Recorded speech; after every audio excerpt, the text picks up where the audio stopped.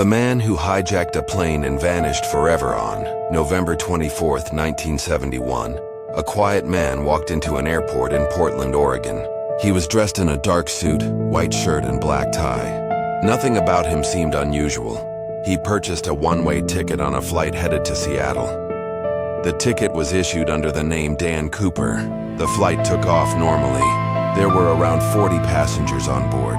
Shortly after takeoff, Cooper handed a note to a flight attendant. At first, she assumed it was a phone number and put it in her pocket without reading it. Cooper then leaned toward her and calmly said, "Miss, you'd better look at that note. I have a bomb." The flight attendant opened the note and immediately realized the situation was serious. Cooper instructed her to sit beside him. He then opened his briefcase slightly, revealing what appeared to be several sticks of dynamite connected to wires. There was no panic in his voice. He remained calm and polite.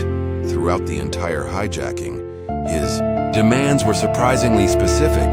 He wanted $200,000 in cash, 4 parachutes, and a fuel truck waiting when the plane landed in Seattle. The airline contacted authorities, and the FBI quickly became involved. Rather than risk the lives of the passengers, officials decided to comply with his demands. As the aircraft approached Seattle, the crew informed Cooper that everything was ready.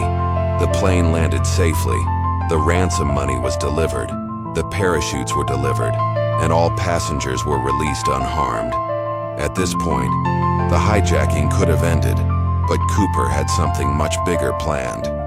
After refueling, he ordered the pilots to take off again.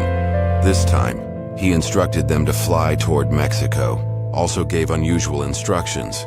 The plane had to fly at a low altitude, it had to remain relatively slow, and the rear staircase had to be accessible.